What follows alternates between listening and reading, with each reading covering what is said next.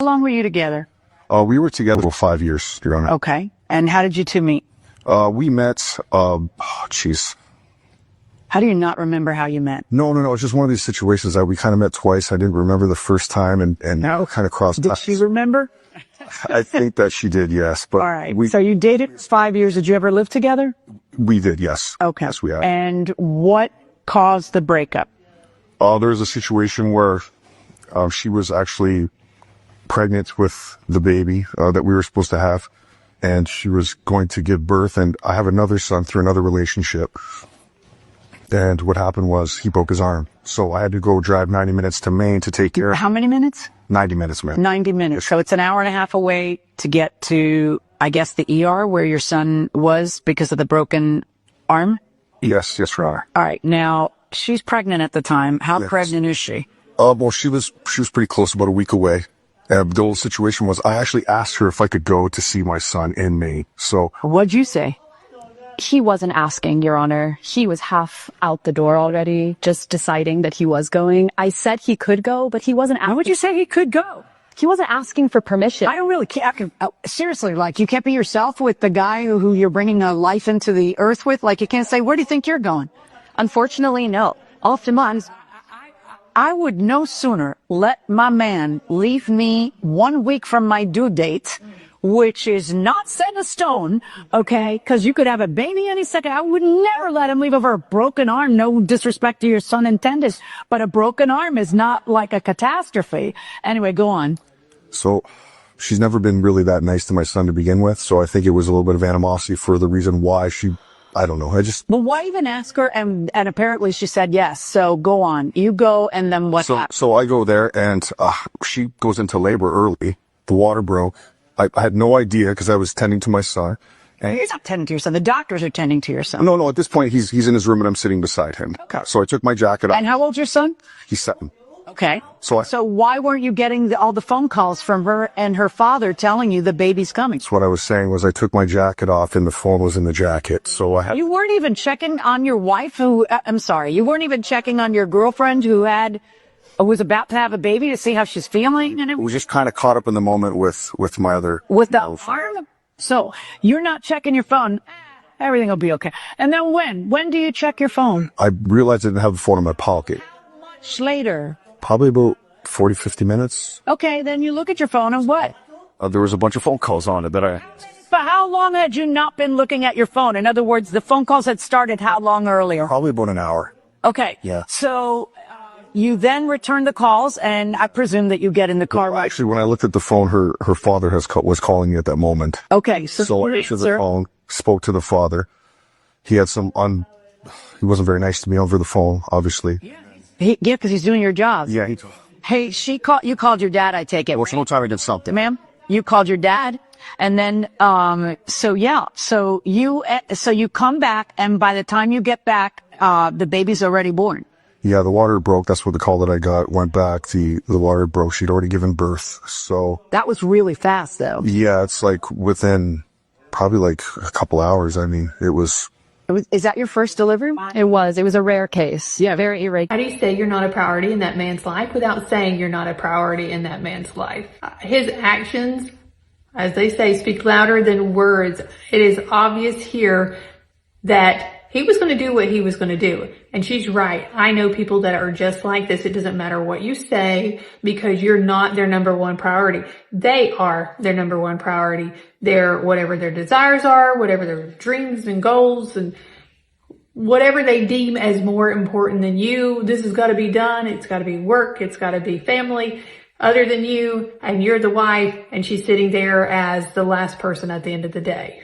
And it's not a fun situation to be in. And for her, I mean, no matter what she said, obviously she's went down this road before. If she had said, no, you are not going, he would have went anyway or guilt tripped her. And he would have made it like he was doing her a favor if he stayed. That's how that works out. So, of course, he was going to go. And she really didn't have any say. And I feel like Judge Millian misses that part, maybe because she hasn't been in a relationship with a person like that. If he had stayed, I'm sure he would have said something like, you're the reason that I didn't get to go see my son when he broke his arm. It's all your fault because you weren't having a baby at the time when he broke his arm. You can see the underlying resentment when she's speaking. So of course it's there. Of course this is happening. And it sucks. Let's keep going. Let's see what this man who can't cancel his plans has to say. So now, tell me from your perspective, your water breaks, you call him, he doesn't answer. How long are you calling him? He says he was incommunicado for an hour. It felt longer than that. I mean, I was calling him immediately when my water broke. My dad starts calling him as quick as he takes me to the hospital. We're not getting hold of him. He's not connected to us. He's incommunicative. And it was in that time in the hospital when I gave birth to our daughter that I realized all of the times that he had really not shown up for me during my pregnancy. Like what? Put your hand down. Like what? Missing the Lamaze classes that we had planned on going to, of our classes, 3 different classes that we had planned on going to together. And whatever his excuse was, it wasn't good enough. So wait, I'm just to understand. So you had a lot more than 3 Lamaze classes. Did he go to the other ones? I went to the other ones on my own. Did he ever go to a Lamaze class? He never went. Oh, not once? Not once. Okay. But those 3 were the ones we had decided we would go on together. We had gotten books for parenting that he had told me he would read. He never read them. We had several big doctor appointments that he missed. And every time, to my own detriment, I gave him the benefit of the doubt. I didn't speak up like I should have, but it was when I had birth to my daughter that it all dawned on me. I have been making excuses for this man who is unreliable, untrustworthy, disrespectful, and doesn't show up for me or our daughter. And I can't bring this daughter into the world. There's no way I can now be alongside this man who is... Well, you could choose not to be alongside him, but your daughter is his daughter, I take it. Absolutely. Right. So he's still going to be in her life and in your life. Absolutely. But deciding whether I wanted to merge a life with this person... That's up to you. That's your decision. Yeah. So that's what made you say, I'm done. Absolutely. And you didn't even let him see the baby at the hospital. No, I was a mess after giving birth. I mean, I was so shaken up. I felt like I had been abandoned, like he hadn't prioritized me. He hadn't. Right, so this lawsuit is about the engagement ring. Yes. And he would like you to return it because according to you, it's a family heirloom. It is a family. Where did this ring come from? Well, my grandfather gave it to my grandmother, and I gave it to her because I thought I was going to be with her forever. So we're not together anymore. She doesn't want anything to do with me. And why should she have the ring? She dumped you, right? Yeah. There's no question that you dumped him. No. All right. And why won't you return the ring? Tell me. Well, case in point, it's his fault that we're not together anymore. He has shown time and time again that what that ring signified, commitment, love, loyalty, trust, respect, he has not followed through on at all. And it all came to a head when he missed the birth of my daughter. So it's his fault. There's no reason I would give that ring back. Is that the ring? Yes. Can I see it? Actually, all those reasons she just named is even more reason to give the ring back.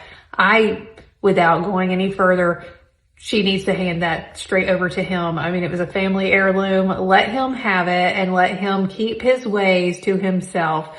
There is nothing that she gains by keeping that ring. Unless she's wanting to hold on to it, to hold on to the hurt and pain that he caused her, which is not good for her. She needs to let him go, let that relationship go. The reason she broke up with him is because he's not prioritizing her, which I said at the beginning. And the only way she can find someone else is to process this and move on. I agree with her. He is not prioritizing her. He did not prioritize the birth of their child. He was placing other things as more important. And the fact that he didn't keep his phone on him and check in with her frequently while he was gone, again, that's just a no-go for me. Let's keep going. That's very pretty. It doesn't belong to her, Your Honor. Well, let me explain the law in your state. Every state has different laws about what happens to an engagement ring when people break up.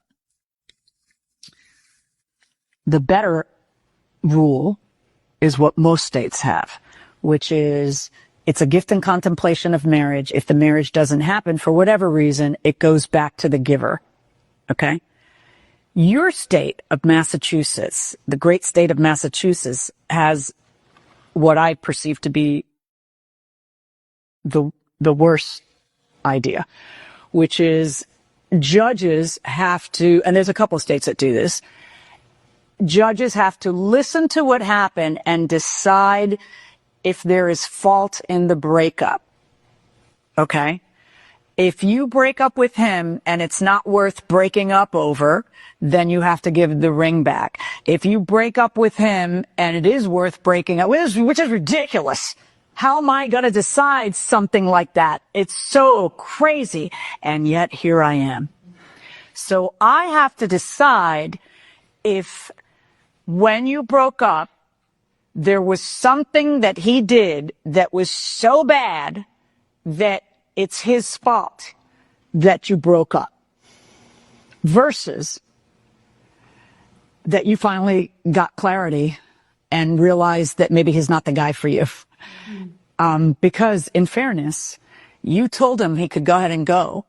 And I don't blame you necessarily for throwing away a life you thought you wanted with him, even though there's a baby involved, because you're free and American and you can, by golly, decide how you want to spend your life, for goodness sake. But the question is, what did he do? It's not like you caught him cheating. What he did was ask, can I go? My kid broke his arm. You're not due for a week. And both of you made a very bad decision, which is, yeah, go. So is this breakup then something that's so his fault that you don't have to return an heirloom ring? That is the legal question in front of me.